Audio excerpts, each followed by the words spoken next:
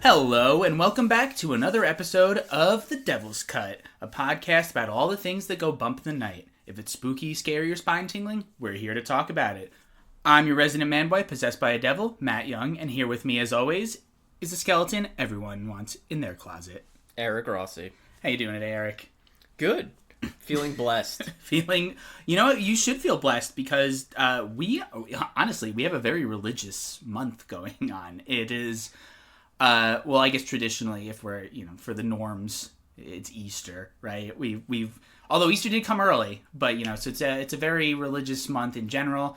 And movie release-wise, do we usually have, like, a lot of possession, Christian horror movies coming out in April? Not usually around Easter. I feel like there's usually one, right? Yeah. But I feel like we've just been, like, inundated with demon, possession, religious horror movies recently. Oh, yeah, of course. I mean, with the rise of any evangelical situation in the country, there's always a bunch of people who are like, let's make a fucking religious movie and piss people off. Yeah, that's true. But honestly, I like that idea. Anything to really stick to the church. You know? Oh, yeah. They've earned it. Yeah, anybody who's listening, I mean, I anytime we have one of these movies, any kind of religious horror movie, exorcism type, I have to delve back into my Catholic upbringing, so Roman Catholic upbringing. That was always very specifically told to me. We're Roman Catholic, which I was like, does that make it worse or better? I'm not sure. I think you just get more props.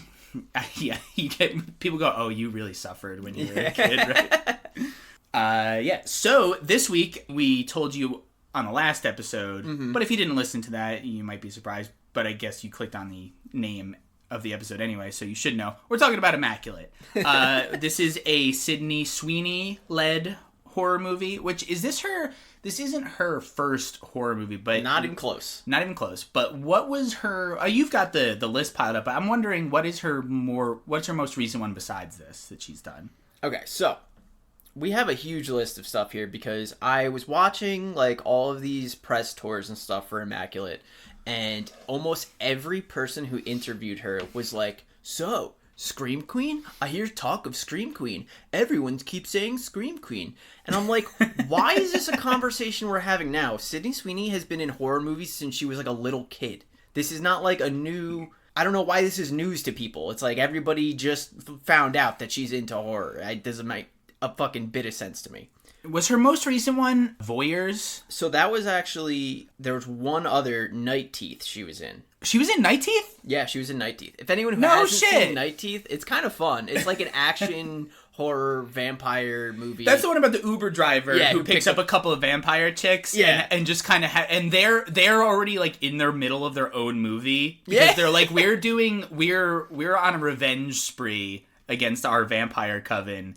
And this Uber driver just kind of gets thrown in the mix, and they drag him around. Yes, she was she one of the main girls? No way. No. She wasn't one of the main. She was just she was just one of the other people. Yeah, I would say let's go from the most recent work all the way back into her old stuff. Some movie and TV alike. Yeah, and this is I think we're doing this specifically because concentrated.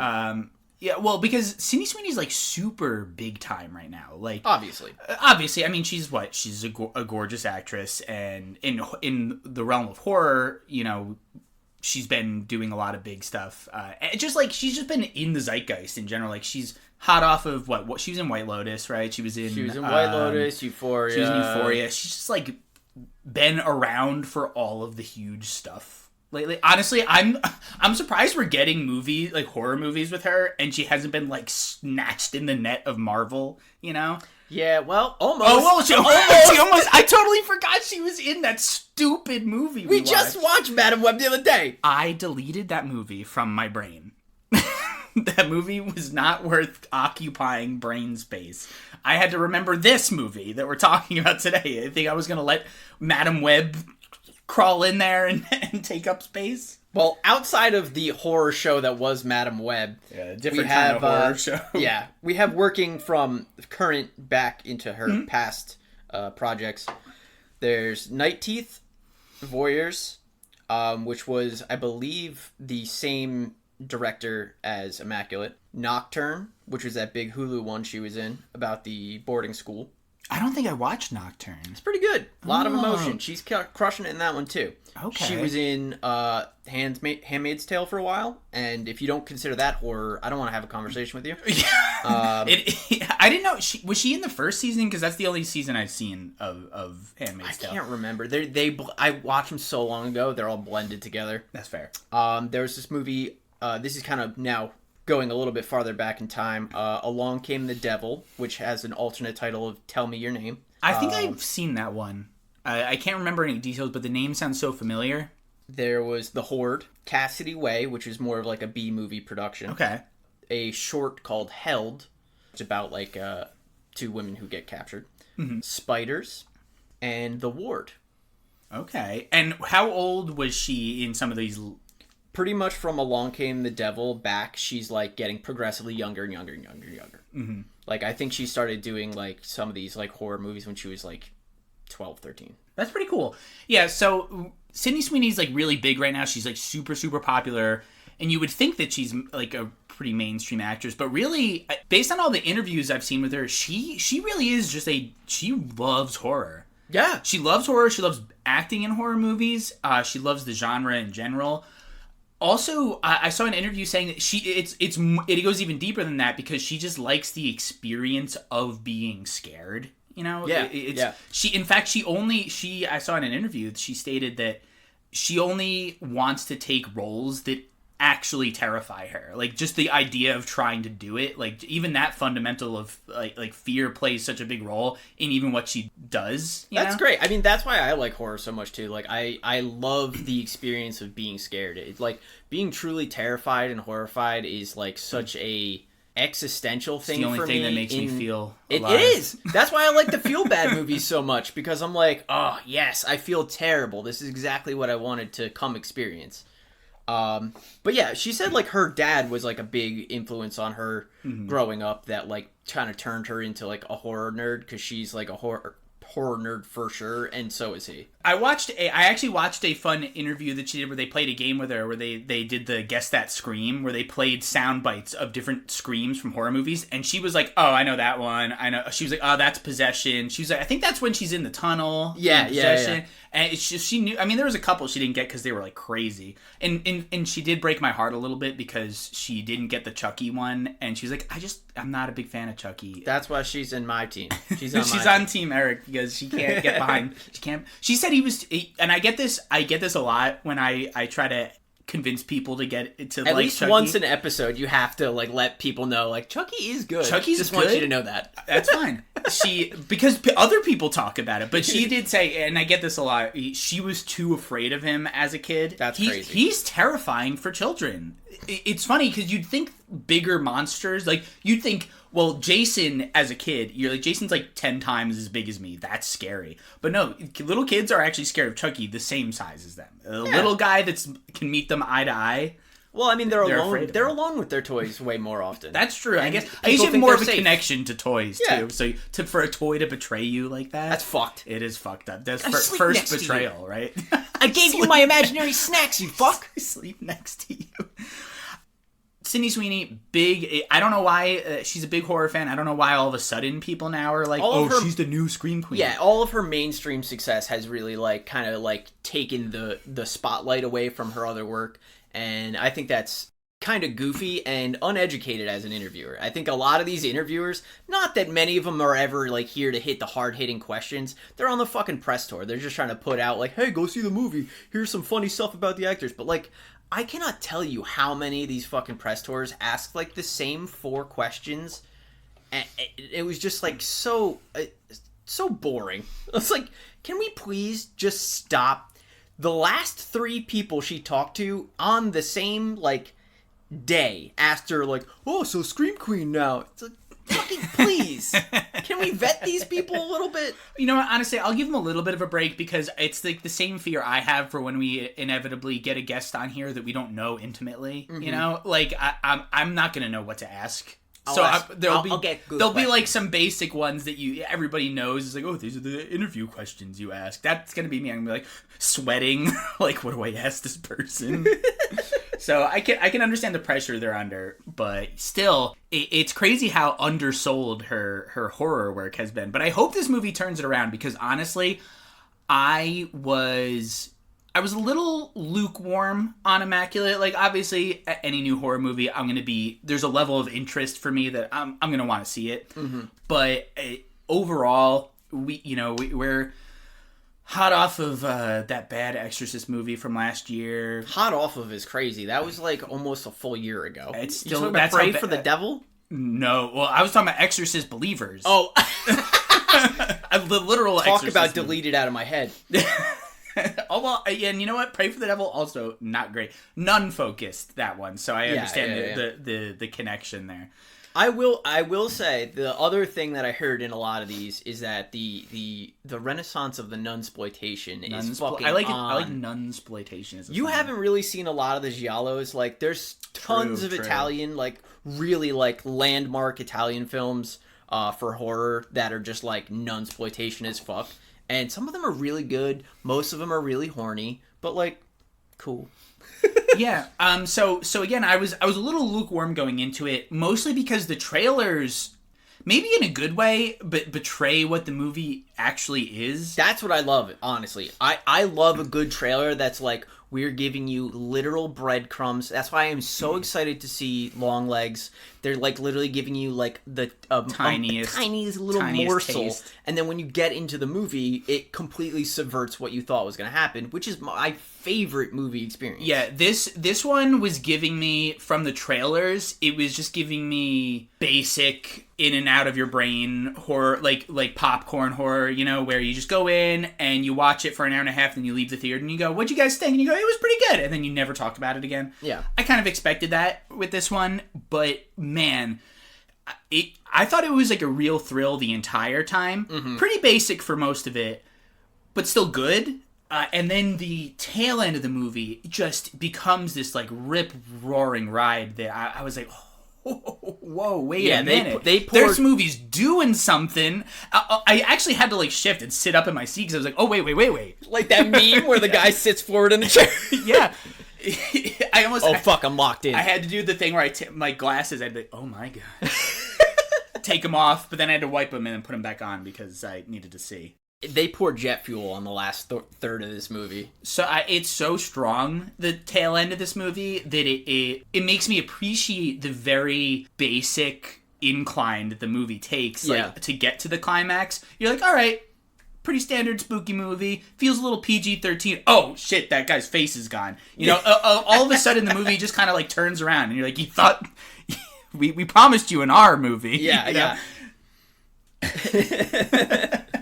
I really was going into this lukewarm, and I was like pleasantly surprised. So I'm excited to get into it. It's funny that you mentioned like that type of pacing because like I'm looking at the director Michael Mohan. He put out a IMDb list. He did not IMDb. He put out a Letterboxd list.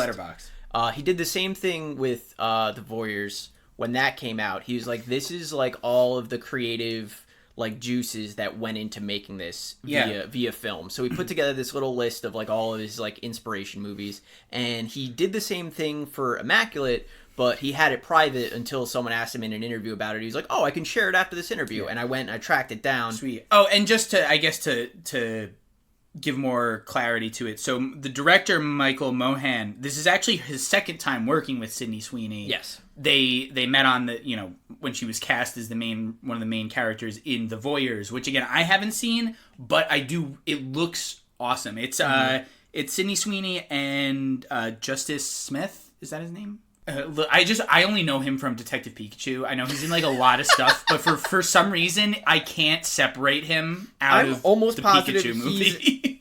in other stuff we've watched. Like he was in The Quarry. We literally played as Justice Smith on stream live. I feel like we watched him for a very long time recently. We had to be in his brain for a number of hours, and I still can't separate him from Detective Pikachu. But yeah, so it's they're the first time that the director and Sydney Sweeney met was on that set, and they got along so well. And again, not to take away from just to talk over you again, but Sydney Sweeney, the whole reason like this movie was made was because of her, because she met up with Michael Mohan, and she was originally had auditioned when she was 16 years old for this movie. A very different version of this movie. Yeah, because it was originally a 16-year-old girl going into a boarding school. And she was so connected to the script, and she wanted to, after now she blew up, she has all this, like, she has the ability to be a producer now. Yeah. So, like, she was like, oh, I want to do that movie that I wanted to do back when I was 16, let's do it. And they were like, well, sorry, we know you're in Euphoria, but you're not. No one's gonna buy you. You're 16 anymore. You're 26 years old. Sorry, it didn't work for the Glee guys. It's not gonna work now. So let's just retool. Instead of just saying no and casting someone else, they just retooled the script. Honestly, masterfully retooled it. I think for the better. It much more interesting the way it is. But yeah. So anyway, the sort of the DNA of the movie, that where all the inspiration came from for Michael Mohan. Go on. You have the list. So obviously, first and foremost, Rosemary's Baby. Sure. It's almost like an inverse of Rosemary's Baby if you think about it. But do you want me to read like the IMDb, like, for anybody who doesn't know what this movie's about? There's a quick like one sentence thing. Cecilia, a woman of devout faith, is warmly welcomed to a picture-perfect Italian countryside where she is offered a new role in an illustrious convent. I don't know if I would call it that. But it becomes clear to Cecilia that her new home harbors dark and horrifying secrets, right? So it's about a girl who joins a convent. She's an American girl. She goes to the Italian countryside. I think she's from Detroit. And based on the name of the movie, I think you can figure out generally where we're going with it. But go on. So Rosemary's Baby, yes, for sure, Rosemary's obviously. Baby was, like, first and foremost. Then he said that he stole a lot of, like, shot composition from What Have You Done to Solange, which is another foreign joint. Some nunsploitation in Black Narcissus. The Red Queen kills 7 times. I want to see this. This looks awesome. Sounds sick. I've never heard of it before. This looks so cool. This is like an older one too. This is 72. Possession, like you said earlier. Mother Joan of the Angels. I just don't know how you could be making like a religious horror movie that deals with demons and just the idea of heaven and hell and not like reference possession, because that movie's so fucked up. Yes. Like, I think you should have to watch, like, you should be very familiar with Exorcist and Possession at the very least. He's also obsessed with Barbarian. He's like self-admittedly so in love with Barbarian. He loves the way that like Barbarian executes jump scares. He tried to really emulate in this movie. There's this French movie called The Vanishing from 1988. Oh, I've seen that one, actually. Really? Is it good? Because he said it was awesome. It piqued my interest. I saw it a long time ago, but yeah, I do remember. It was back when I used to hang out with a bunch of movie snobs. Okay, that makes sense. I remember watching it with them. It was good. It wasn't as annoyingly snobby as some of the other ones I saw. Just to wrap the list, obviously we have The Exorcist, the original, The Devils, which, if you haven't seen, is fucking crazy. That's the story about the Devils of Loudun, where the all the nuns were like, oh, we're being possessed, and the fucking... the priest is like, oh, well, we gotta sex it out of them. They're possessed by sex demons. We gotta inspect them. And so wait, the cure for a sex demon is just fuck it out of you? Finger bang. Like, you just have to power through and just fuck until the demon's like, guess I'll leave. I'm spent. Yeah, it's an insane film. If you haven't seen The Devils, highly recommend. That's 1971 by Ken Russell. Amazing movie. But yeah, it's funny to like see this list, and just by like looking at the mass of stuff they have here, it's like you can totally see even the stuff I haven't seen. Like, if you wipe that to the side, the stuff that I have seen, it adds up to this movie perfectly. It totally makes sense. Yeah, I mean, I haven't watched a lot of the things on that list, but the things that I have heard of, it totally adds up. And I'm certainly interested in some of the other things. So that sounds pretty cool. But I wish more directors would do that. Is just give their list of like stuff. Yeah, their sauce of like their ingredients. How did I make this movie? Because I mean, I don't know why it's like it's this hush hush secret that artists steal from each other. Yeah. Why I don't know why it's this. Oh, we can't talk about it. No, I came up with this all on my own. I wasn't inspired. It's like no, that's not how creating things works. For all of time, it's never worked that way. So I don't know why it's always this weird. That's what I love about this director too, because he, like, even in the interviews, he's very blatantly like, oh yeah, I stole the shot composition from this because I love that movie and it does XYZ perfectly, so I stole that and I stole this from that movie. I mean, one of the number one examples of that is like, so you have Akira, the Japanese anime sci-fi horror film, and that whole, like, there's that one moment where, what's his name? Main character Kaneda does the motorcycle slide. Yeah. That's in, if there's a motorcycle in a movie, 9 times out of 10, they're doing that slide like shot, like frame by frame.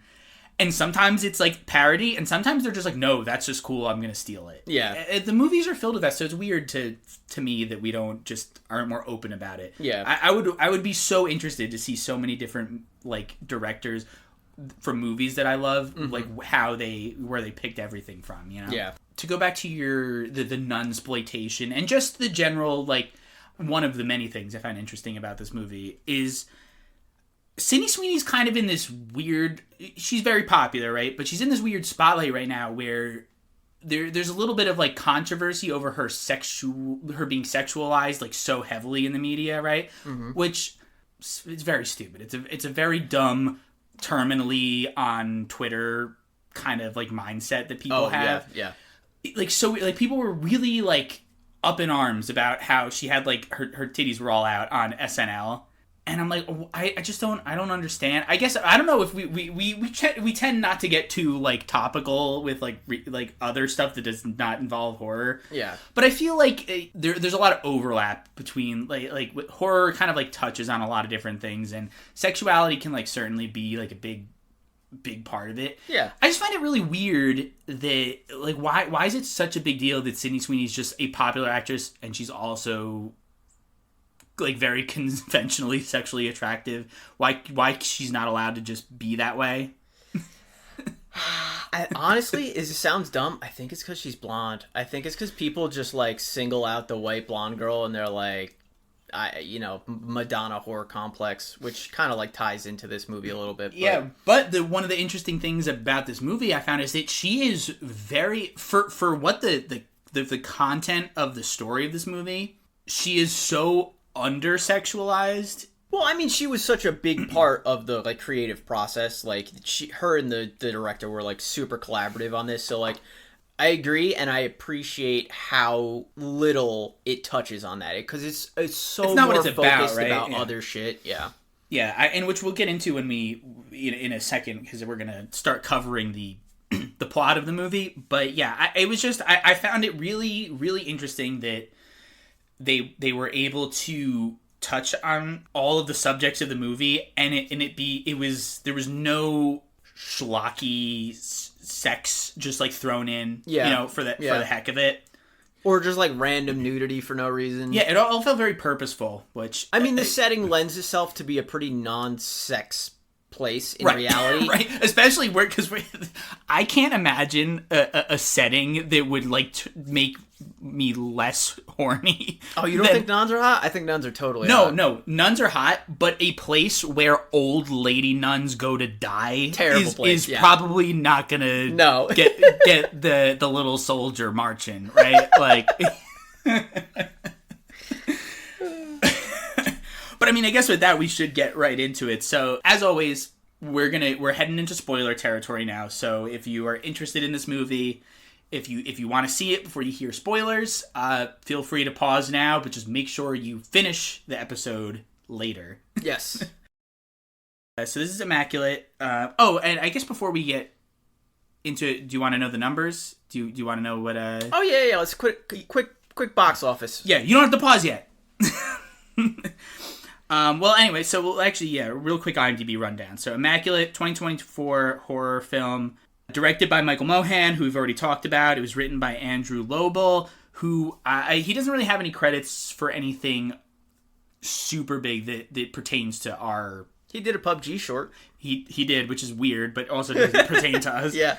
I don't know much about this person, but Alicia Christian is the cinematographer, and I only say the name, not that we shouldn't say... if we had the time, we would say every person involved. Yeah. But Sydney Sweeney specifically pointed out in multiple interviews that the cinematographer was just absolutely killer, especially because this movie was really difficult lighting-wise to film. Yes, we'll get into that later. And it's also starring Sydney Sweeney, Alvaro Morta... Pretty good. Simona Tabasco, which I think is like one of the best actress names ever. It's so funny. Bernadetta Parkeroli, and many, many others, but those are the main cast. So the budget for the movie, I couldn't find like a exact number, but it is reported that it was somewhere like in the sub $9 million range. Okay. So 8 and change probably. Okay. But as of right under now... 10. Under 10 million, and as of right now, it has made just shy of 17 million. Damn. So and this is Sunday... What, 2 weeks after? Yeah. It's 2 weeks after? 2 weeks out? Yeah. 17? Nice. Just shy of 17. Nice. So it's almost doubled the budget. I don't know where that falls on the profitability scale for it, but it seems pretty good. You know, doubling your money spent is, I would imagine, is at least a good sign. Yes, because unfortunately, glowing reviews don't feed people. No. Well, honestly, this would definitely feed people, but the fat cats up there are like, nah, not enough money. We need more. But so that's like the breakdown of the. There also wasn't two. There's only one trivia that I found was very funny, is that for the second time working with this director, Sydney Sweeney's both her grandmas are in this movie. Yes, I did hear about that. They were also apparently both in the Voyeurs, and they leveled up because in the Voyeurs they could not get the grandmas to not look directly at the camera, but in this movie they were looking at Sydney, so they didn't look right at the camera. So they were like, well, that's a win, because the grandmas were doing what they were supposed to. Yeah, they get featured, I'd say, at the end of the first act, when there's like a big scene where like there's a ton of people in the sanctuary together. There's a big group shot of a bunch of nuns. There's a congregation scene, which we'll get to. And apparently they're like right front and center, like looking right at her. That's so fun. I just think it's cute. That's so great. If I could make movies and be like, hey, Graham, come sit on this bench for 2 hours. I also like that it's both her grandmas. Yeah. I like the idea of like just you have two grandmas and they're just like pals, you know? Because in my experience, most people's grandparents are very separate entities. Yeah. I don't know that this is the case for her. They might just be both in the movie. I don't know if they're friends, but I like the idea of Sydney Sweeney just having like two best friend grandmas that do movies. She just walks around with like a fucking a bodyguard like duo of grandmothers. Yeah, I thought that was very cute and wholesome. Yeah. One of the best things about horror is as much as the sets can be like a nightmare like any other Hollywood set, I feel like you hear so many stories with horror movies specifically where the sets get so like tight knit and wholesome, you know? It just makes me happy. I mean, it's part of the genre, you know? I'm sure it happens everywhere, but I feel like I've only ever heard like the most like heartwarming stories from like horror movie sets. Yeah. I feel like 'cause you have to be, you know, unless you're an abusive set, like if you're on, you know, the set of The Shining, you know, and everybody's having a miserable time, if you want to avoid everybody being miserable, you have to like really create a nice, warm, cozy environment. So that's nice. And you get good stories out of it. You want people to be as vulnerable as possible, like in these roles, because they're, you know, screaming, running, crying, freaking out the whole time. You want it to be like a good, comfortable place where people feel that they're connected and they trust everyone. That was a big thing I kept hearing in like interviews, is that like everybody was so trusting of everyone else that like it was just really easy to do. Love to hear that. Yeah. Honestly, I think we are entering a like nice golden age of like we're gonna continue to get these really powerful horror performances for that reason. Like, because we're more conscious about making sure everybody is in like a good space before the like really dramatic scene, and that makes people comfortable enough to do shit like, you know, what we'll talk about in this movie, or, you know, equivalents would be, you know, like Toni Collette in Hereditary, right? Oh my like, you God, can't get yeah. that kind of performance out of somebody if they're not like comfortable on set. Not that like she couldn't still pull that kind of thing out if she absolutely needed to, but it's like way more reliable to get good performances out of people if you're not like if you're not Stanley Kubrick, basically. Yeah, surprise, a comfortable work environment is conducive to good work. Who'd have known? Who'd have fucking thunk? All right, but now we can get into the movie, right? Yeah, right, let's really dice it up. Yeah, all right. So here we go. Immaculate. So the movie opens up. We get a cold open, right? Yep. We're in the, no surprise, we're in the countryside convent. Italy. What were you? Yeah, we're in the Italian countryside in a convent, or is this an abbey? Would you consider it that? I'm not really sure what you call like. No, because convents are specifically where they keep nuns. Okay. So, but it is the convent. The term convent kind of gives you everything. It's a church, but it's also like it's a whole place, right? There's housing. It's like a campus. Yeah, a campus, right? There's everything everyone needs. It's not just a church. It's where everybody lives and they farm and they, you know, do all this shit. So we're in this Italian countryside convent. It's the dead of night. This is where we open up to Simona Tabasco, who plays Sister Mary. You don't really have to know her that well, because she's clearly like in a rush. She's on her way out. She's sneaking around. She breaks into a room and cracks open a desk, grabs some keys, books it out of there. She's like, clearly she's scared. She's really on the move. She's trying to be quiet. She gets out of the convent all the way down. She gets to a pair of like wrought iron gates, and she's like, you know, scrambling to get the thing in. And a bunch of like shadowy robed figures are like pursuing. It's hard to even say they're pursuing, but they're like walking at like snail pace. They're like, they're like, this bitch ain't gonna get out of here. In fact, I struggle to like wonder what the like keys are even for, because she unlocks the lock, but then the chains are like almost just there permanently. There's like, she unlocks the lock and then just can't get it. So she squeezes through the gate, right? And right as she's about to get out, one of the guys grabs her by the leg and pulls her in, and she's like kicking and screaming. And this is how you know that the movie's gonna pop off later, because all they do is just like smash her leg against the gate, and the bone just pops right out her leg, breaks her leg. It's a really brutal, practical like bone snap effect. They snap really it sideways in just such a satisfying fashion. They're just like, all right, well, whatever. Yeah, leg snap, cut to black. Sister Mary wakes up in a pine box. She's being buried alive. She screams, and then cut to black. We're done with Sister Mary, right? She's buried alive. End of it all. Womp womp. And then we see it happen. Then we open up. We are in a Italian airport where we meet up with Sydney. Yeah, we're in a customs where we meet up with Sydney Sweeney. Her character's name is Cecilia. She is traveling to a Italian convent because her convent back in America, she hasn't taken her vows yet. She's going to be a nun. Mm-hmm. She hasn't taken her vows yet. Her convent shut down or something, I think. She wasn't in a convent there. She was just like, it was just like a normal church that she was like super involved in, volunteering in and like pursuing being a nun. But she says it was based on low attendance that they had to shut it down. Which is weird. I've never heard of a church shutting down. Oh, churches be shutting down left and right, dog. Yeah. I guess that I don't go to church, right? So I pay zero attention to churches. I mean, even on this main street where we live over here, there's like 10 churches. And like, as well as I'm sure most of them do, there are plenty of churches in, you know, certain spots that just like die out because another church opens up, or like a mega church opens up and sucks all the religion out of the, you know, environment. Interesting. Yeah, I guess I've never paid too much attention to the comings and goings of churches. It's kind of like the biggest problem that Christianity has is that they're a very cannibalistic ecosystem. You know what I mean? The church can only suck up so much of the money in the area. True. Have you ever watched the Righteous Gemstones? No, but I want to. One of the main plots of the first season of that is there's a bunch of like little congregations that are being like swallowed up by the big mega church. Yeah, and it's just like the back and forth, the conflict between the two of them, and it's like you're all supposed to be on like the one side, the same page. Right? Yeah.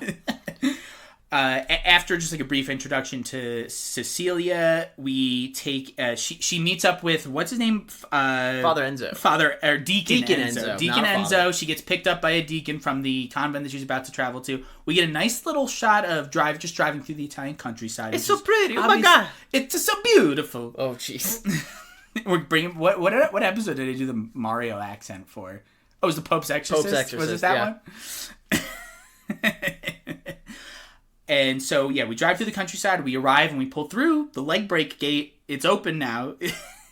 We get in there, and we're introduced to a bunch of, like, minor characters all at once. So this is also, right out of the gate. Pun intended? Right into the gate. This place is called Our Lady of Sorrows, which...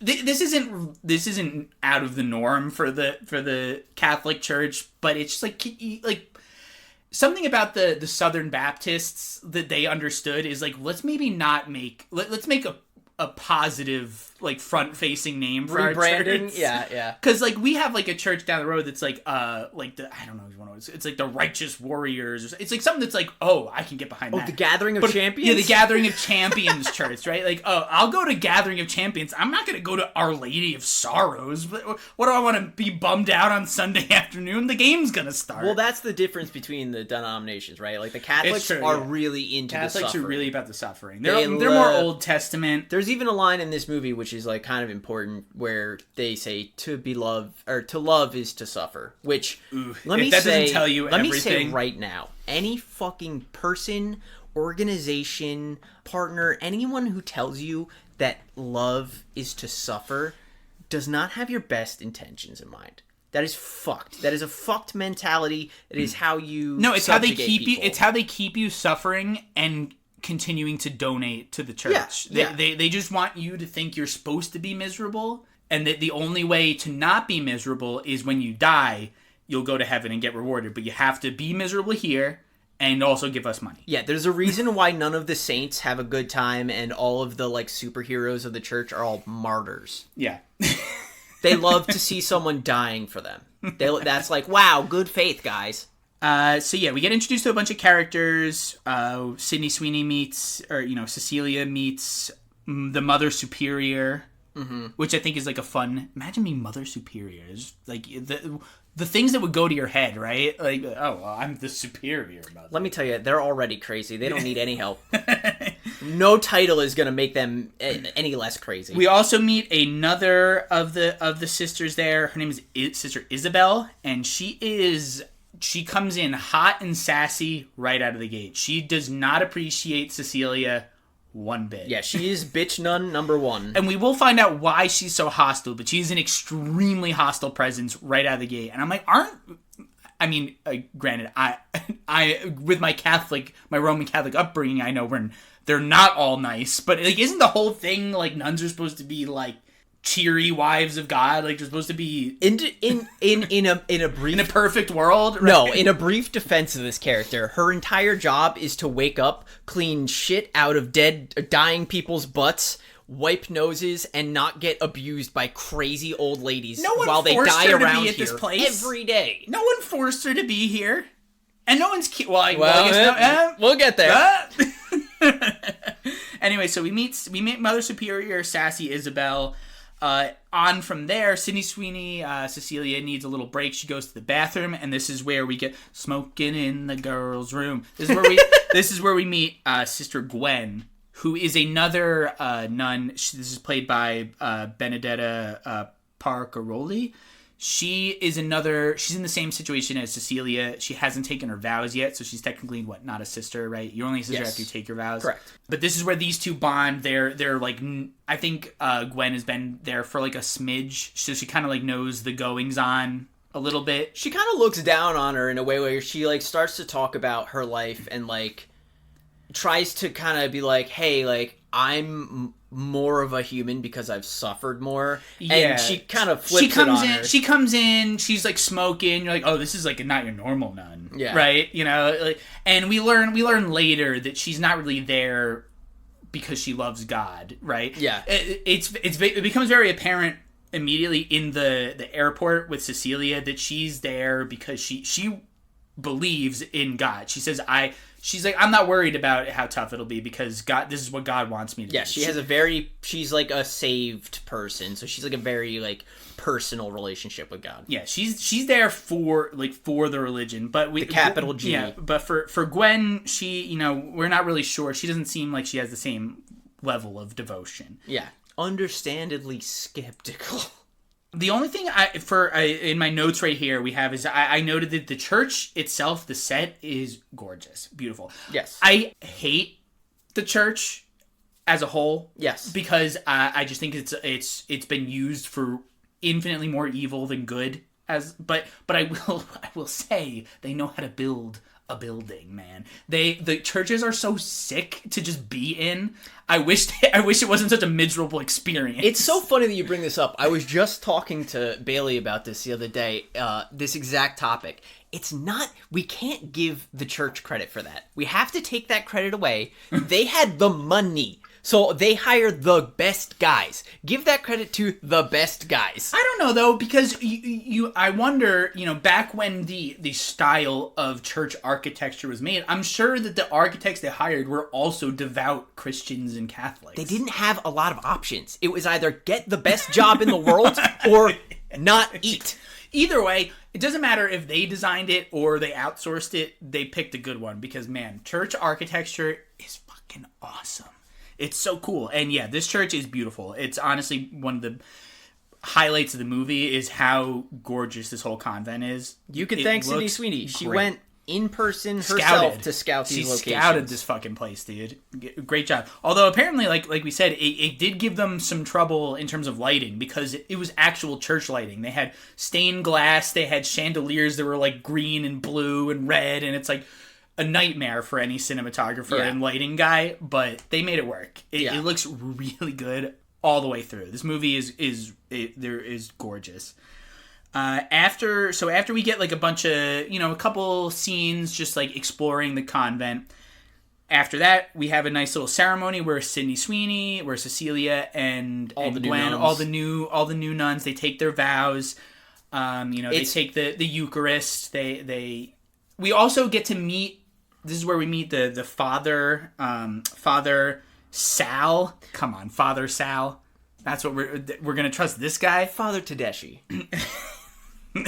if your name is Sal, I'm sorry. Like I've seen enough Impractical Jokers.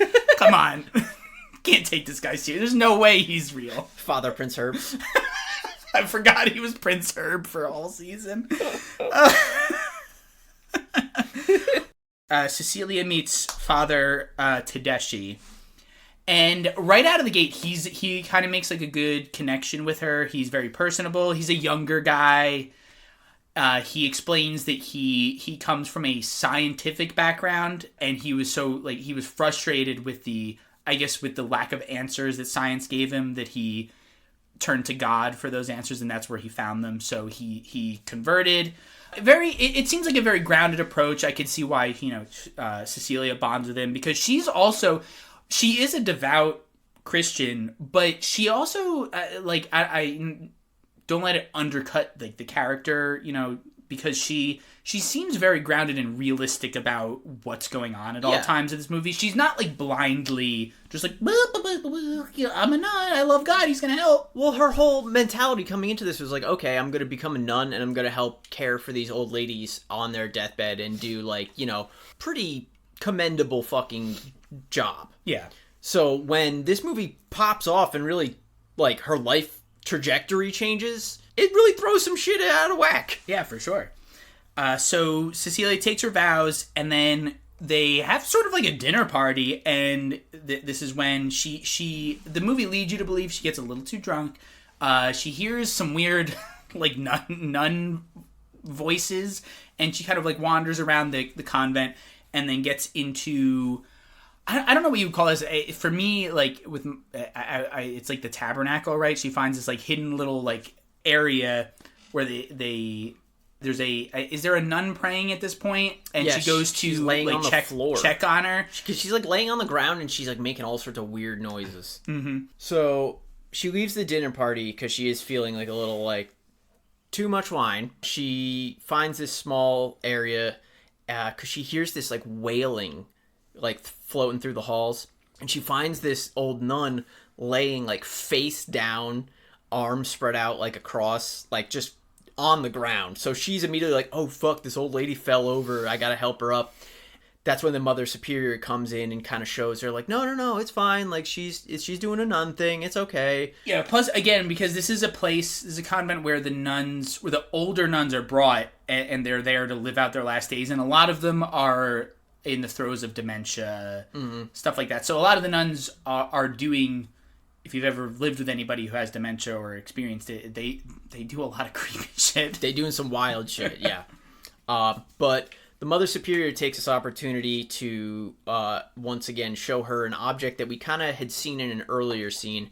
This convent plays host to an extremely sought-after holy relic that I don't think exists in the real world in any capacity. No, I mean, it's the equivalent of the Shroud of Turin, right? It's one of the 3 nails that crucified Jesus, right? Which would be a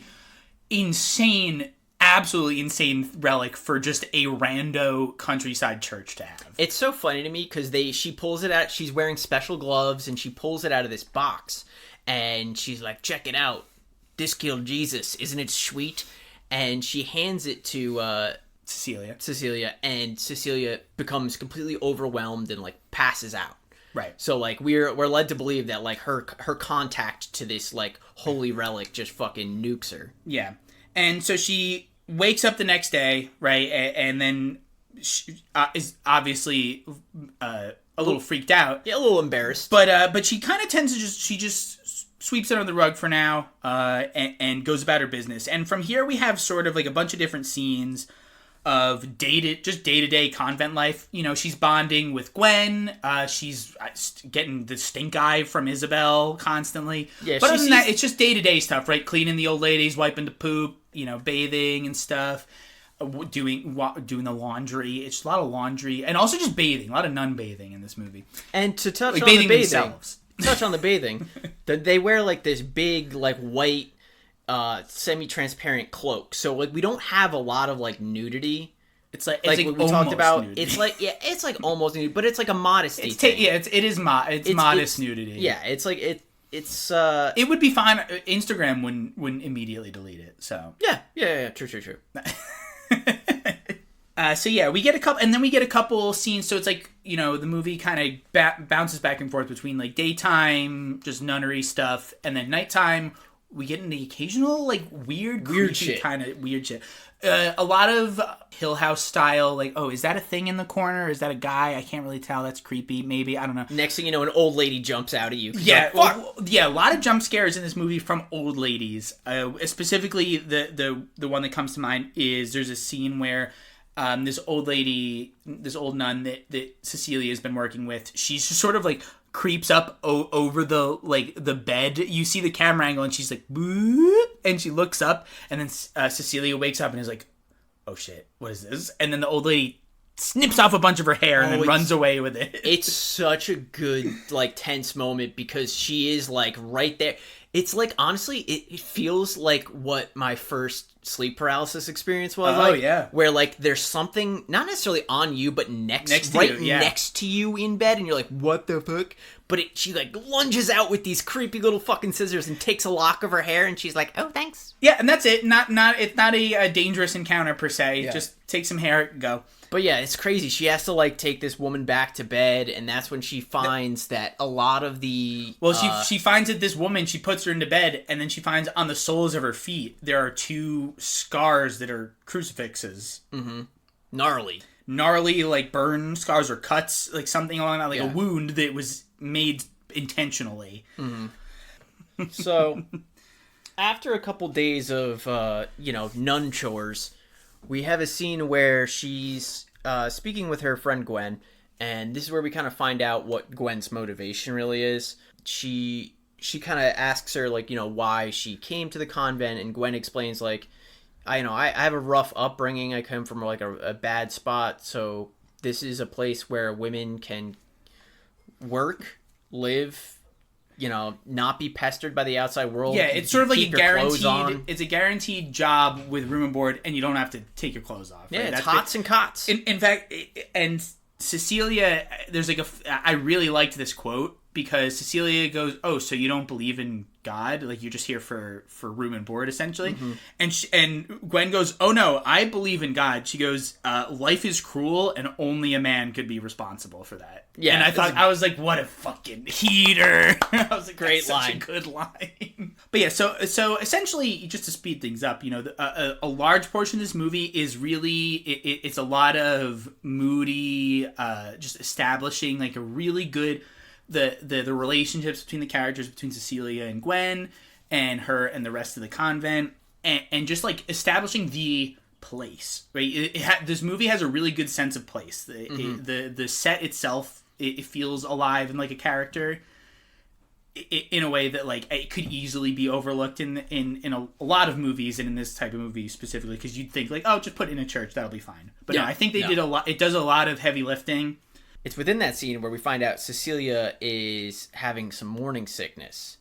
She throws up outside of the like bathing space, mm-hmm. and that's when they kind of like reel her into the right. So the cardinal's office. The convent, they call in a cardinal from presumably the Vatican, shows up, and they interrogate Cecilia. They go, "Have you ever been pregnant before?" Or not pregnant, but they're like, "Have you ever had sex? Have you ever lain with a man?" And she's like, "No, I swear." And this is where the first hint of what's happening here should like trigger, because they're just like, I guess it must be Jesus then. Yeah, because she says, "No, I swear I didn't sleep with anybody," and everyone just goes, "Okay." must be Immaculate Conception because she's pregnant. Yeah, they give her a sonogram. They find out she's pregnant, and they're all like, "Oh, Jesus Cristo, a miracle! Oh my God!" Exactly. Yeah. So the cardinal, Father Tedeschi, everybody they proclaim we have here, ladies and gentlemen, the second coming of Jesus, another Immaculate Conception. They have a doctor on staff who's like, "I checked her hymen when she came in; it was fine." And I'm like, all right, this movie doesn't have like an exact year it's supposed to take place in, but they have cell phones. Oh no, it's modern. It's supposed to be modern. Is it? Because I was gonna say they have cell phones, so we should know better. Also, yeah, that's totally like a fucking church doctor ass reply, because hymen science is completely off. It's all bullshit. A myth. It's so fucked up. And so now this is where the movie starts to turn, because Cecilia, you would imagine, right? Like, first thought, like, oh, I'm going to give birth to Jesus. That's interesting. Like, you should be, if you're like, especially if you're a child of the Lord, right? This would be exciting for you. Yeah. But Cecilia is immediately, she's like, I don't know. She doesn't know exactly what to question, because that's what happens when you're like, with faith, right? Mm-hmm. When stuff that is unreasonable starts to happen and everyone expects you to just be on board with it, things start to get weird. And that's kind of where this movie finds its hook is, what do you do when you're supposed to be all in on belief and the thing that's happening to you is unbelievable, Yeah. Which is like really interesting. And I love the way that Sydney Sweeney plays it. She's so convincing as somebody who's she doesn't have like a ton of lines in the movie, right? A lot of her work in this movie is very insular, and you have to read it on her face, and it works. It's a testament to how powerful of an actress she is. Yeah, she doesn't make it difficult for us. She's like very good at conveying like all of these little nuances that this character is going through. It's honestly pretty brilliant. I think she does such a good job and really helps elevate the script to the next level. She does an amazing job. And so we get a long another like sequence of like day in, day out of like what, now that her life has changed, right? She's supposedly gonna give birth to Jesus, right? Part 2. She's kind of been elevated within the convent too. She's now like this person. They're like, oh, they don't let her do things. We have the pregnant, like, mother of the Savior coming. She's revered. She's being doted on constantly. There's food. There's a really beautiful scene where they dress her up in the Virgin Mary garb. They give her the blue robe over top. They also add in that she's wearing, you've seen it in the trailers if you've seen this trailer for this movie, she's got the golden crown of roses.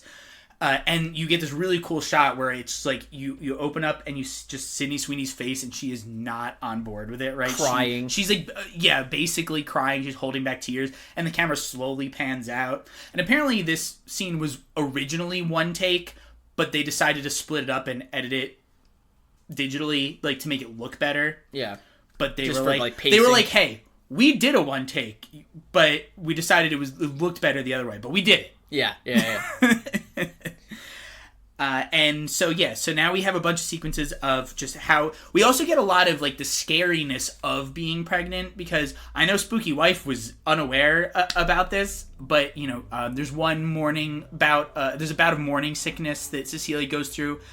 She's vomiting, and then she like reaches into her mouth and pulls out one of her teeth. One of her teeth? Oh, yeah, because Oh, teeth God. falling out during pregnancy is something that happens. Well, because basically you have a parasite in you for your all intents and hormones are purposes. also changing, so like there's parts of your body that go all sorts of fucking your crazy. your body's As a chemicals, penis owner, yeah. I only have limited knowledge. No, but the woman's body, the chemicals are all out of whack. Not to mention, there's another being inside you sapping all of your nutrients constantly. Yeah. So, your teeth, turns out when you aren't, you don't have your nutrients balanced correctly, your teeth are one of the first things that fucking dip out, and right? if you're throwing up all the time, Yeah, which the is very acid on common, your teeth, it happens to alcoholics too. Yeah. Just the like constant throwing up makes your teeth fall out. Yeah. Stomach acid, not good for your not stomach. And also, I mean, there's lots of things like women develop like gestational diabetes and stuff all the time. They just get diabetes when they're pregnant. That I didn't know. Yeah, it happens. Happens a lot. And then once they're done and they're all their levels go back to normal, they don't have it anymore. But yeah, getting diabetes while you're pregnant is like super common. Crazy. It is eventually during this point where, so we have a cool scene where Sydney Sweeney is bathing. She's alone in the bathhouse, and she's kind of floating there. And the pregnancy like ramps up pretty quick, because it starts out, she finds out she's pregnant, and then like a couple scenes later, she's like, well, yeah, we cut super... from like the beginning. There's like 3 stages that we really like highlight. So you get her. Oh, we get there. the title cards. Yeah, we get the first trimester, yeah. second trimester, third trimester, that kind of thing. Yeah. Yeah. And in the bathhouse now we have a sequence where Isabel, who's been obviously like a big twat the whole time, Yeah. she comes in and starts trying to drown Cecilia. She attacks her like in the bathhouse, starts trying to drown her, and the whole time she's screaming, "It was supposed to be me. It was supposed to be me. They need to give me another chance." And you're like, "What the fuck are they talking about?" And then eventually, like, a bunch of, like, other nuns come in, and they're like, "Oh, shit, they're killing the Virgin Mary!" Yeah. And so they drag Isabel away. Cecilia sort of, like, recovers from the attack, and she's shaken, but then she, kind of, like, steals herself and goes back to her business. And the next time we see Isabel is when she's taking a header off of the Abbey roof. There's, like, this open-air courtyard, right, where we see a lot of shots of everybody walking back and forth, going about their business, and Cecilia and I think Mother Superior are like, or her or Sister Gwen, one of the two, they're walking, and then you just hear like, ah.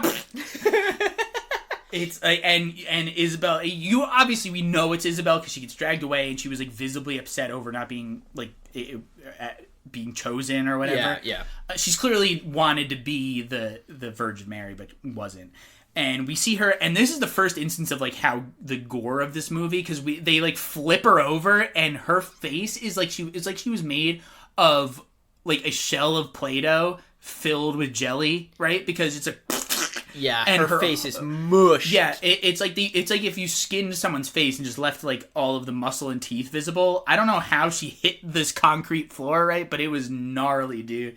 Really, really good. Like practical effects, digitally enhanced, I'm sure, here and there, but like this movie does not shy away from squishing people. Yes, it's pretty awesome, pretty beautifully. It's what we love to see. We love some practical shit and just good gore, especially because it's so offset from the rest of the movie, especially up until now, where there's been jump scares, ghosty kind of scare stuff, but not straight up gore. And this is just like smushes Isabel's face. Now the movie's starting to kick off, right? I would say not long after that is when they have the funeral for Isabel. Yes. They have the funeral for Isabel, and they're all kind of like walking in procession behind the casket, and Gwen gets pissed. She gets really pissed off. She's like mouthing off in procession to our main character, and she's like, you know, this is fucked. This is fucked up. This is not normal. What you're going through is not normal. Why are we pretending it's normal? And then she has like a full-on outburst where she's like screaming. She's like, I don't fucking trust any of you. I don't trust the fucking cardinal or the deacon or anyone here. You guys are fucked. This is bad. We have to see what's going on. She hasn't even seen a real doctor. Yeah, and this is where Father Tedeschi's henchman, Deacon Enzo, drags Gwen off. And then the next night, Cecilia wakes up and she decides now that she's extremely pregnant, she's going to start investigating things. And she kind of sneaks around the convent. Eventually, she finds like a painting that I can't remember why, but she feels the urge to check behind it. It's in her room. It's across from her bed. Is there like some reason why she checks behind it? Whether there's like a marking or something. There's like a slam and like the nail comes out of the wall. It swings sideways and reveals that there's like a message written on the wall behind it. Yeah, and it's a cool another quote, but it says the quote is something, but it says, "For Satan himself masquerades as a warrior of light," which is like also pretty cool, pretty metal. And this is where this prompts Cecilia to continue exploring. She goes to pay a visit to Gwen, presumably to like get her in on the Scooby Gang investigation, but Gwen's not there.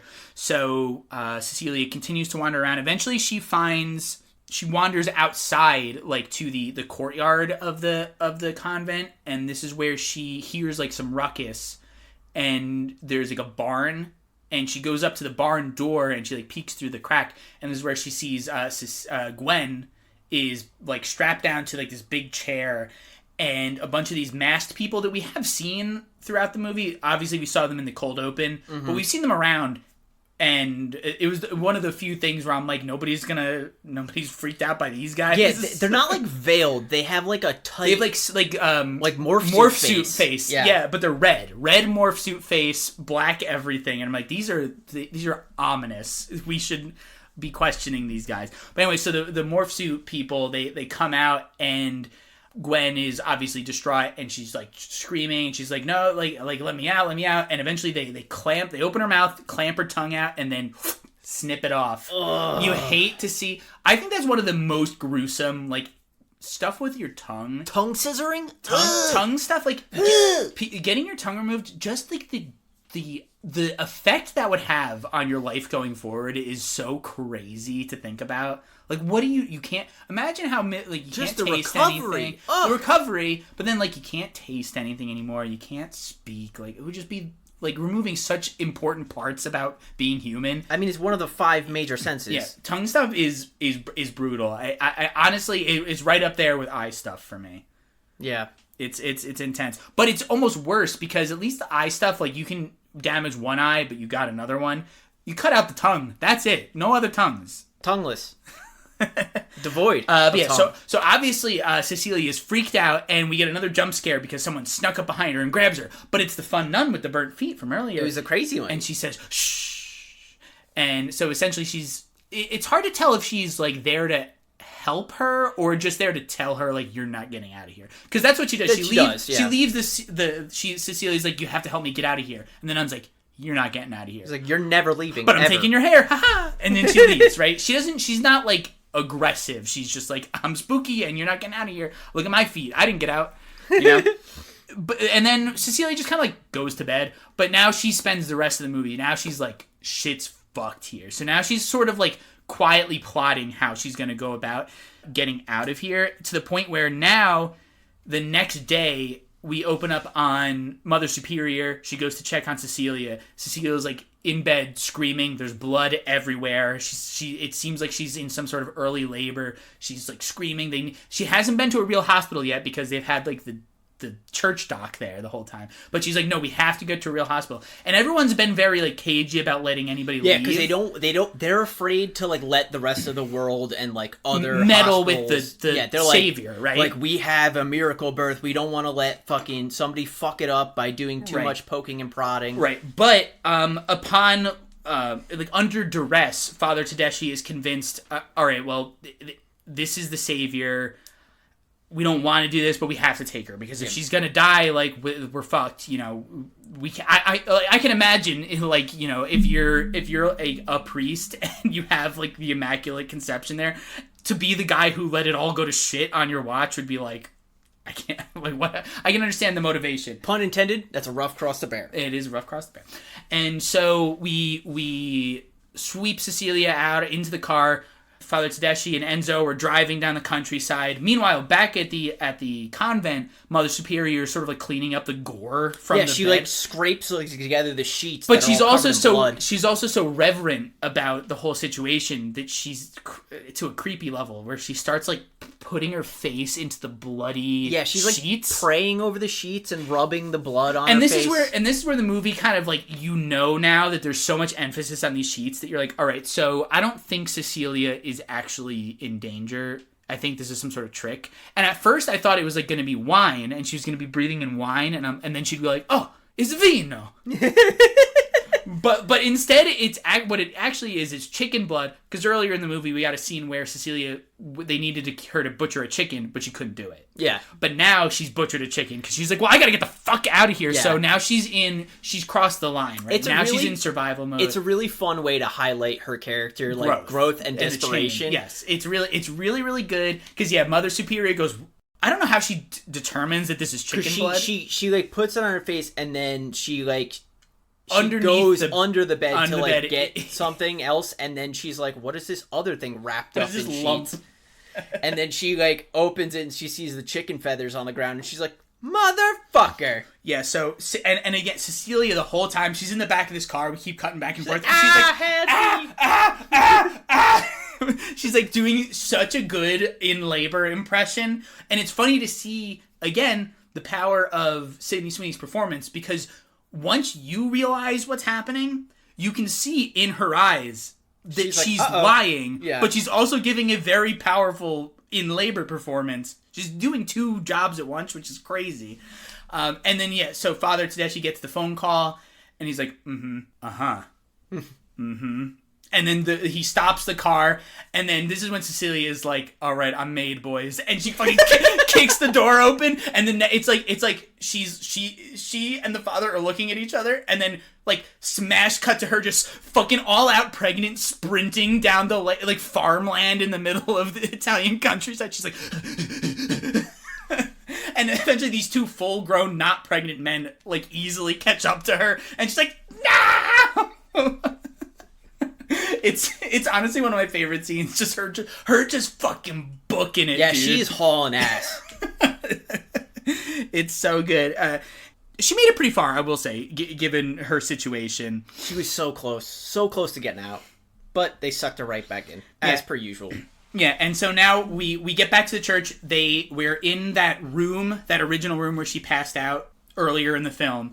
She's tied to a wheelchair or just a chair. She's tied to a chair. She's bound to a wheelchair. Tied to a chair, bound to a chair. Either way, she can't get out. She's got restraints on her wrists and her legs and her chest. She has like a big strap across her chest. Yeah, and this is where we get our big reveal. I even wrote in my notes, I was like, is the father about to do a monologue here? And then immediately he goes, "Now I will tell you my plan." I was like, okay, this is, and this is still until this monologue, I was unsure about how I really felt about, like, if I thought this movie was like where it landed on my quality list. Yeah. But those monologues super turns it around. He wheels her around the convent and he brings her into his laboratory that nobody has seen before, that we've not seen in this movie yet. And he reveals that, oh, hey, remember when he told us that he was a scientist earlier in the movie? Biology biological, he was a biology-focused scientist. So he wasn't just like into biology. He was into like genetics. And what he has been doing here this whole time, and this is how it connects to the cold open and all of the burnt cross feet and all of the secrecy, the church found this nail, right, that supposedly it was used to crucify Jesus. Which in reality would be dust. would be dust. Well, or rust. Also, would not be here. It would be in the Vatican. Yeah. There's no way this guy got his hands on it. But whatever. For the sake of the movie, we'll say they found it. It totally doesn't take away from anything. I buy it. And so he was able, using his scientific background, he was able to extract DNA, trace DNA from blood and bone from Jesus, synthesize it, and use it to create seed to then implant, to impregnate women, to try and scientifically create a genetically created Jesus clone. And that's what they've been doing with all of these women, all these nuns. They take their vows, they pick one that they think is going to be a suitable host, and when eventually it doesn't pan out, they kill the nun, just like the cold open nun, Sister Mary, I think was her name.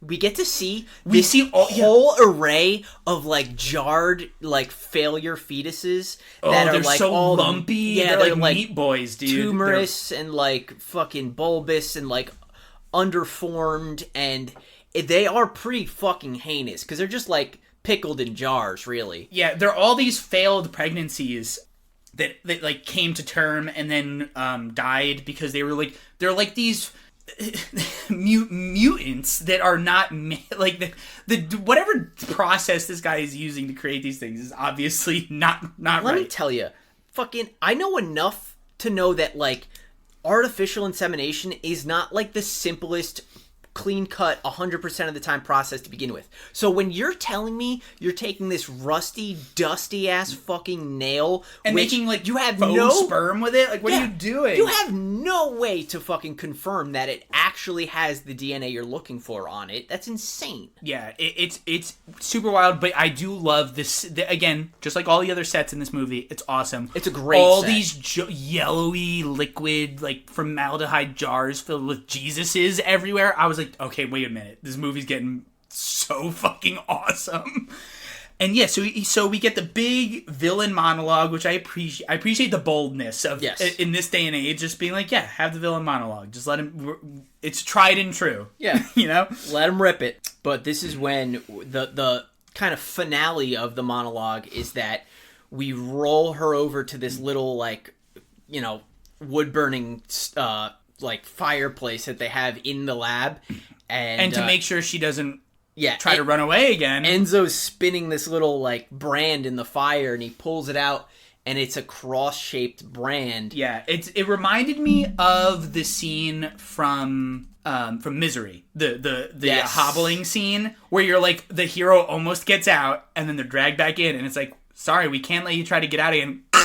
You know, but it's just so fucked. It's such a good reveal because we already see like what the effects of it is. So like now that we see it, we don't even have to question what's about to happen. Mm-hmm. We already know what they're gonna do with this thing, and it builds such great tension because you're like, "Fuck, no!" Yeah, we've seen we've seen the results. We know what they're gonna do. It's a really effective, classic tension building scene. But also, again, Sydney Sweeney. Stunning performance. She does such a good job of just her pleading to not do it. Something about like when somebody's resigned to like their fate, but they're still like half-heartedly begging it really is gut-wrenching. Especially if the performance like holds up, and obviously this one does. So it's like, oh, this feels bad. Ooh.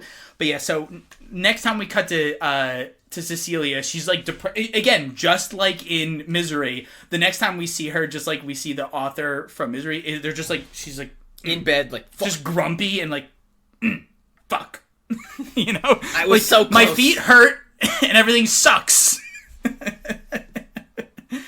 And then, so after that, it seems like Cecilia is kind of like resigned to her fate.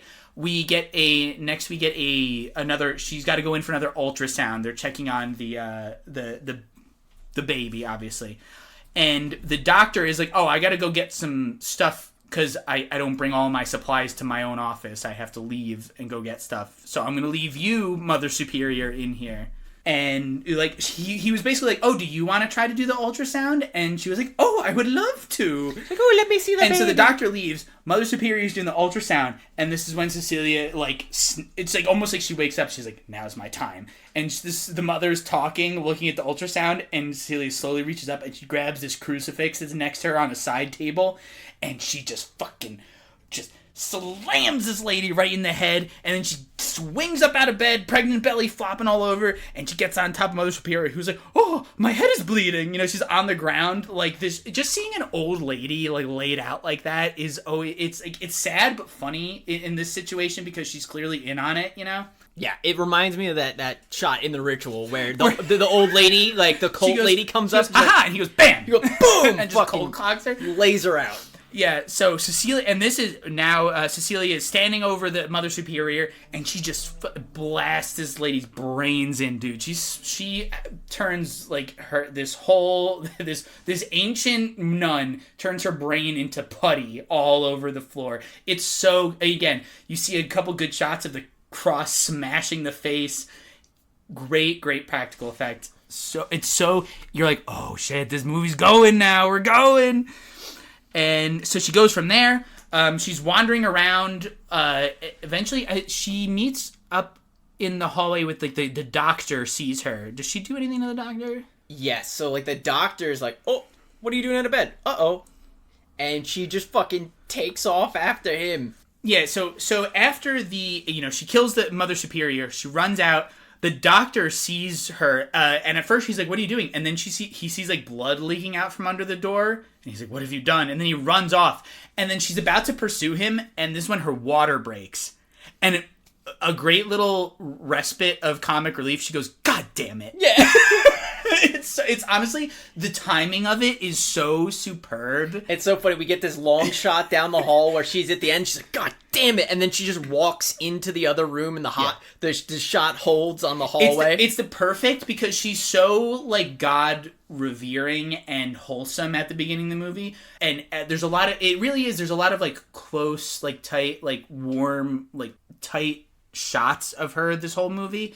And then now that she's like fully abandoned everything and she's straight up murdered somebody, you get this long pulled out shot of just like, now you see what the world is like, and she just goes, God damn it. Like she's so over it. It's like a perfect little punchline for the movie. In just the right amount of like comic relief that I was like, oh, we're doing good stuff here with this movie. And after that, I don't think I can't remember, honestly, what happens to the father, or to the doctor, but I know the next thing that happens is Cecilia is sneaking around, and she sneaks her way into the cardinal's room, where he's, like, on, like, the balcony praying, and he doesn't see her, and she takes her rosary that she's had the whole movie, and she garrots him with it. She just straight up strangles. This I mean, this guy's old, but he's, like, not that old, but still, like, he gets totally, like, chumped out by this pregnant chick whose feet don't work right because they've been severely burned. Just straight up, like, he's like, I guess I'll die. Puts up, like, almost no fight at all. But it strangles him, like, in a window, like, where other people could potentially, like, see them. Yeah, exactly. And then, so, after that, I know that we have Cecilia's like wandering around. She goes down into the laboratory of Father Tedeschi, or like fucking evil scientist Tedeschi. Yeah. And there's like a bit of a scuffle. She takes out Enzo somehow. I think she like beans him with a fire extinguisher or something. She does something to take him out. And then she has like this like seemingly final confrontation with the father, where they're in his laboratory, and she's doused the whole place in like kerosene, right? And he comes in, he tries to stop her, and like kind of like one-to-one with her. Come on, he tries to charm her, but it's like not working. She's like super over this, so she goes to light the place up. He dives at her, but like he's not able to like get to her in time, and she lights the place up. She runs out of there, slams the door behind her, and there's like a big explosion because this door is like in like a fucking medieval like dungeon door where it's like wood with the bars on the little window. Yeah, it's sitting on like wrought iron hinges and shit. It's the most like medieval dungeon door I've ever seen in a movie. And he's like, "Oh no!" And then the thing explodes, and you think he's dead. And Cecilia's lying on the floor, and she's like, "Oh, okay, it's over." And then he just kind of like unlocks the door and comes down. He's like, "I'm only half burned." He breaks it. He like charges the door and breaks it down, and he's like all fucked up and half burned. He's half burned up, but he's like, the movie's still going, Cecilia. And this is where she goes off on a dead sprint, and she heads for these forbidden catacombs, which is where they bury all the nuns who've died. They mention it in like the first 15 minutes. They're like, "Oh, and there's catacombs, but they're forbidden. Yeah, don't forbidden. go there." And we're not going to talk about it until Cecilia goes there in the last 10 minutes of the movie. Seriously, they do mention it way at the beginning. So now we get like a really cool hide and seek sequence, which I always love when we get a really tense chase in a horror movie. Yeah. Who doesn't love a chase? And this one's pretty good. Lots of like really like tight corridor shots. Everything's dark. Like the lighting is really cool. It's great. Yeah. Cecilia is like sneaking around. Eventually, and I think at some point we do discover that Gwen is just straight up dead. Yeah, right? part of her hiding, she like kind of like turns to her right because she's like, "What the fuck is that smell?" and sees that like Gwen's body is there. The catacombs, very barbarian. Extremely barbarian. The shots in that really, honestly, it's so funny that it turns out that was an inspiration, because I wrote in my notes that this catacomb sequence is very barbarian. All of the shots, like, I can totally see how he got inspired by it, because they did it great in that movie and in this movie. He was really into specifically the POVs from Barbarian. In those tight corridors. Yeah, for sure. It looks really good in this movie, too. It's very tense. Eventually, Father Tedeschi does catch up to Cecilia right as she's about to. She finds it's just like in Barbarian when the main character in that sees the window and she's like crawling out the window. But instead of getting away, Cecilia, right as she sees this little tiny like window cut out into like the wall, and it leads right to the like outside. You can see outside, like the cliff face, right? Because they're like basically like any spooky place. You put it right up against a cliff over water, and then it makes it way more spooky. And so she's about to climb out and get an escape, and then she gets pulled back in by the father. There's one final like tussle.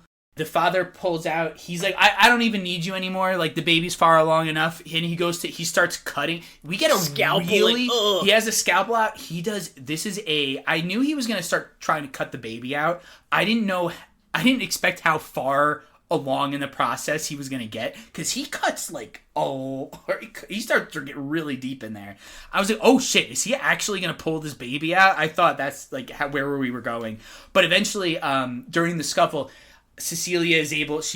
We saw her take it earlier, but she pulls out while he's like cutting her. She pulls out the nail, the fucking Jesus nail, and I knew it. I knew that we were gonna kill this guy with it too, but I was just waiting. I was so glad we did. Yeah, and she fucking gets him. I think she just gets him right in the throat with it, right? Yeah. It's pretty fucking metal. It's awesome. Great way to kill the guy because he's so fucking like obsessed out of his gourd with this nail and creating Jesus. That like he's so. It's weird because it's like a narcissism, and also like it's like you're narcissistic about like your ability to like. He's playing God. It's a God complex. Yeah, it's a God complex, but also he's like, what is that? What happens though because now he's not gonna be like, you're playing God, right? You want the power of creating, but then you're creating Jesus, and in theory, like you're gonna like serve him, so you're not gonna be the guy in charge anymore. So like, what are the ends here? They never think that far. That's the problem. They're like, if we get Jesus, we'll be in charge of everything. We'll be in charge of Jesus now. Yeah, but so Cecilia kills Father Tedeschi, and it's a great comeuppance for the character. But the movie's not over yet, because I thought, what's going to happen? Cecilia's going to get out, and we're just going to have a nice long, like pull out shot of her like walking pregnant through maybe she has the baby and she takes it, and she like eventually she finds you refuge. Fucking thought. You thought. No, what she does We get out. She's outside now. She's like wandering like the country. She's in the woods, and she's already in labor. And you just see her kind of like her face. She's like resigned. She's like, I have to have this baby. This baby's coming now. RN. And the camera pulls in hyper tight on Sydney Sweeney's face, and we see Cecilia, and she just fucking gives birth right there, standing up, just. Screaming. It is like, honestly, for me, it is like Pearl level performance. Just like, it's not as long and impressive, but it's almost there. Honestly, I think it's a little more impressive because at least on Pearl, they did like a few takes. Sydney Sweeney says this was one take. Mm-hmm. All the interviews I saw, people were like, how about that one take ending? And she's like, honestly, we were looking at the location and we said, well, what if we do it over here and then we'll cut to this and we'll come back to here. Let's give it a shot. Let's just try it out. And then they did it. They did one more after that. And they were like, honestly, the first cut's perfect. Yeah. They did a couple takes and they ended up going with the first one they did anyway because it is the most like blood curdling, gut wrenching, just popping a kid out. Lay it all out there, scream. It's probably the best giving birth like sequences like convincingly that I've ever seen in a movie. Honestly, it was jaw dropping. I had my Hereditary face on when I was watching it, where my mouth is just like wide open and I can't blink, and I'm just like, what am I watching right now? It's so good. And it doesn't stop there because she gives birth to the baby. And again, you're only seeing Sydney Sweeney's face. You just hear you hear her screaming, and then you hear you hear the plop of this baby coming out, and eventually it starts making noise, and it's not a healthy baby noise. No. It's very tasteful, but also gruesome at the same time because you never see this baby. But you know that it's one of these fucking jar gremlins that we've seen earlier in the movie. You know it's just this creature that's disgusting. And, she, looks down, and she's like, yeah, that's what I thought. And you see her go over, and then it's still tracking on her face. She goes over. She finds the best smashing rock she can. And 10 plus to bludgeoning damage. And then she goes back over, and just the movie ends with her lifting this rock over her head and just fucking slamming it down, and that's it. And it is one of the most shocking sequences I've seen in a long time. Again, I had my Hereditary face. I was like, that's how shocked I was that this is where this movie went. And that's so the movie. Good. What I love about now we can talk about it. We didn't want to spoil the twist because yes.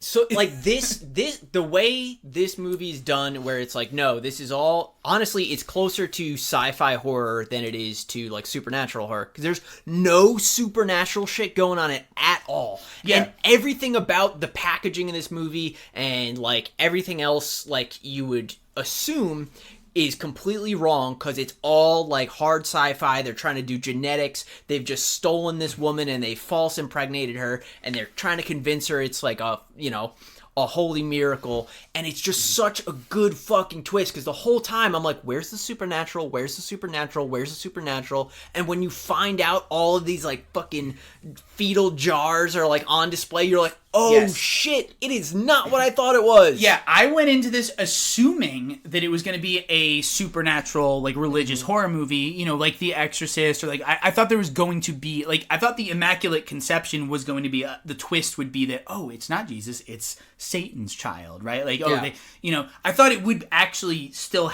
tie into the supernatural aspects of the church, right?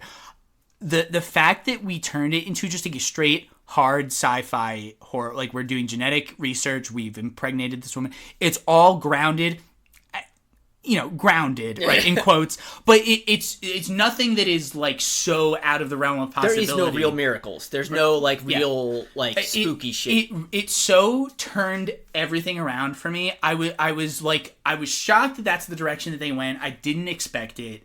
And it warmed me up to the movie so much more. I was so pleasantly surprised because not that I'm against a supernatural religious horror movie, right? No. But the fact that this was the direction, it was so utterly refreshing for me. Yeah. That I honestly I don't know. It definitely colored my opinion after the fact. I think I might be giving the movie extra like brownie points because of like how subversive it was for me. Well, it should be, and honestly, it's earned it because so much of these other like religious aspected like horror movies we have, like The Fucking Nun, Pope's Exorcist, Pray for the Devil. These are all like high supernatural, high like Christian mythology shit.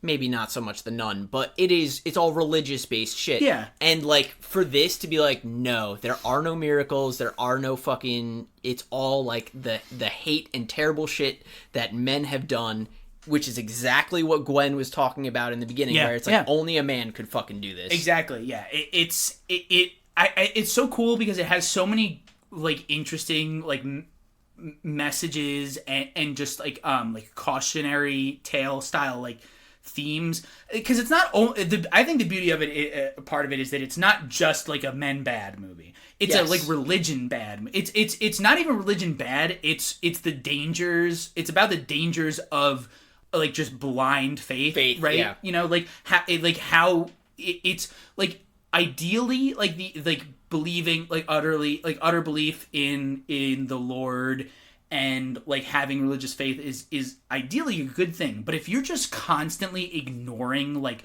blatant reality, like signs of like danger and like horrific acts happening just for the sake of like, well, God, it's his plan. It's about it goes to that suffering line like we talked about earlier, where they're like, oh well, to love is to suffer, and you're like, that's like their whole mentality is like Our Lady of Sorrow. Like they're like, yeah, okay, well it might be bad, but like I'm suffering for the benefit of the world. Like I'm bringing the Savior into this world. Yeah, and I don't think we actually talked about like Cecilia's reasoning so the reason why she's so faithful at first is because we learn at some point in the movie that like we kind of touched on it a little bit. She had an accident when she was a child where she fell into like a frozen river where like the top of the water was frozen. She fell in and she almost drowned. Well, she was technically dead, right? Yeah, and they resuscitated her. Yeah. So she was one of those people who is like, well, God saved me for a reason. This near death born again. And so Father Tedeschi in this uses that. He says like, well, this is the reason. He wanted you to birth Jesus, and that's how she's kind of like how they managed to keep her on the leash long enough. Yeah, they're just manipulating her faith. But yeah, I love that. I love the multifaceted like message. It's really cool. Just like a hyper subversive movie, and not in like a fucking obnoxious like me kind of way. It's just it really throws you for a loop. I didn't see it coming. I just really loved it, man. It really surprised me. I would not be shocked if it ends up on my like top 5. I know. List. I was surprised because, like you said, you were so like middling about going to see it in general, and then like when we left the theater, you're like, "Fuck, I think that might be in like my top 5 at the end of the year." It hit me so hard in the like tail end of the movie that it's like it was fun to begin with. And then it like cranks up to fucking 13, dude. Like at the end, it's so fun, so brutal. Just like everything about it, beautiful to look at. Acting all around is phenomenal. Sydney Sweeney's knocking out of the park. Gore wise, you get some really gross, cool stuff. You get to see all the Jesus jars. Like I can't think of a thing to like not like about the movie. Yeah, no. Yeah. Decent runtime too. Wasn't like too long. Didn't overstay its welcome. Yeah. The only, I guess if I had to like nitpick, one of my main things would be like, I could have used a little bit more characterization on the father, right? Because like looking back on it now, I'm like, yeah, he's like clearly evil. Yeah. Like there's only room in the movie for one bad guy, and this guy's definitely it. If we could have gotten maybe like 10 more minutes of like the two of them interacting, like just enough more to like make me kind of think maybe he's a good guy, but like before she gets pregnant. Yeah, because you really like because once she gets pregnant, it's very obvious that he's trying way too hard to keep this. Yeah, but even then, very minor nitpick. Yeah. Like it's okay that he's obviously a villain. Like, would it be maybe a little more interesting like if there was slightly more depth to the character? Maybe, but like whatever. Sometimes just knowing there's the villain and seeing what happens is fine too. He confesses to essentially sitting around and scraping a fucking 2,000-year-old nail into a fucking vial and then using it to try to make Jesus sperm, all right? I think I know everything I need to know about this guy. I don't need to sit around and watch him twiddle his thumbs and make jokes with nuns, all right? So that's it. So that's the whole plot. That's Immaculate. That's Immaculate. Very, very good movie. I highly, highly recommend going to see it. If you can, if it's, still in a theater near you, definitely check it out. Even if you've listened to this and, you listen to full spoilers, go see it. This is a movie to let your eyes drink up. It's gorgeous. Yeah. I honestly, solid. I'd give it like an 8.5, 9 even. That's me. This is personal preference. And this might shift over time as the year goes on. But this is an 8. This is an 8. Solid 8 for me. I really, really loved this. This is, and you know what the beauty of it is it didn't. I think this is a good religious horror movie for like, you don't need to invest as much emotion into it. Like, it's nice to have a plethora of different levels of religious horror. So, like, for instance, like, if you go to watch one of my other favorite religious horror movies is Saint Maud. Yes. Oh, right? my God. But Saint Maud is one of those things where, like, if I'm going to have someone watch it, I have to preface, be like, listen, this is a heavy movie. Yeah. And you have to, like, you got to just steel yourself because this is going to be, you're going to be depressed after this. Yes. This movie is brutal and gruesome and intense, but it's also, I think, a much more palatable. Yeah. It's front loaded in a way where, like, I think a lot more people can just kind of get into it. Yeah. And then be surprised by the end. Saint Maud's one of those religious horror movies where you, like, I think a lot of people probably start it and don't finish it because it's like you have to invest so much emotion into it. Yeah, I feel like in the Italian parlance, a Saint Maud is like drinking coffee grinds, as to Immaculate is like a double shot of espresso. Exactly. That honestly, perfect little analogy there. And I love that we now have, I mean, not that we don't already have, but I love that there's we're constantly hitting a balance between all these different types of like degrees of horror in general, but also in this subgenre, Yeah, there's a little bit for everybody. This is a perfect slap it on, everyone's gonna have a good time one, Except for maybe your more devout friends, but honestly, or anybody who does who's like recently had a child, that might for them. That might fuck them up a little bit. Maybe not for them. But other than that, a huge recommend. Please go check it out. It's awesome. But besides that, I think we're done with Immaculate. You want to take a quick break and then come back with our final cuts? Yes, stick around for the final cuts. We got some cool shit to talk about.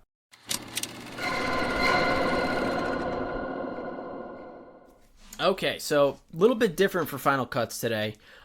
We luckily had the opportunity to go check out a really cool event here in Georgia called Haunt Fest, which was a really cool little like 2-day con. Nice little outdoor convention, yes. Which is really cool. It was held at a local brewery that had like this huge plot of land to just do cool shit in, which I thought was super fun. So you had the building, there was the brewery itself, but then you had all this land to just, they had a haunted trail, right? Like all sorts of like scary stuff. They had fire juggling people. We unfortunately missed it, but they had a cool suspension rig while they were doing like ring and like hook suspensions and rope suspensions and shit. They had a rage room. Yeah. It was fucking awesome. It was a wild little event. Yeah, and just all a bunch of like fun local artists and vendors who specialize in, like oddities, curiosities, creepier stuff, horror merch, all sorts of. It was really awesome. And what was the name of the brewery? That's Southern Brewing. Southern Brewing Company in Athens, Georgia. Yeah, shout out to them. We got to meet the first Jason. Yeah, we met which was sick. And not like big buff like Friday the 13th Part 2. We're talking about Friday the 13th Part 1, the little kid that comes out of the lake at the last 2 seconds of the movie. That Jason. That's first Jason. Arnie Lehman. And he was rad. He's a cool dude. He was super cool. He actually is part of a band called First Jason, which I think is super fun. I love the just like total adoption of I was the first one. Yeah. He's fucking rad, dude. He's so awesome. It was really nice. We got to meet some really cool vendors, and we met a really cool author who we may be talking about in the future. Stay tuned. Yeah, but seriously, if you're especially if you're in the southern area of the U.S. and you have access to the fair from this brewery, definitely check them out. Really good stuff. It was just a really good time. I definitely want to go back. Hopefully, if they do it next year, we can get a table there. That would be really. That'd cool. be rad. Yeah, that'd be rad, right? Yeah. Other than that, check out our Twitch stream as always. Last Friday, we played a really fun horror game called Content Warning, where you're sort of a group of people, these really cartoony, goofy looking, like scuba diver looking guys, and you go down from this colorful, bright cartoon island down to the old world, in quotes, where everything's spooky and you have a video camera, and the whole point is to just capture creepy monsters on camera and then make it back to your island alive and then upload your footage that you filmed to like a fake YouTube and try to get views, and that's the whole game. And it's super charming and really funny and scary and just a really good time. So we got the whole gang in on it. It was a blast. Please, really go check it out. I think we did some really, really funny stuff. It was a good time. Outside of that, we're working on making some stuff for you guys. So we want to try and make some, not necessarily like merch available, but we're trying to get a Patreon together so that we can kind of give back to you guys. And we talked about it in other episodes, trying to do like a sticker of the month. And it seems like Matt felt the inspiration hit for this one. I felt immaculate inspiration.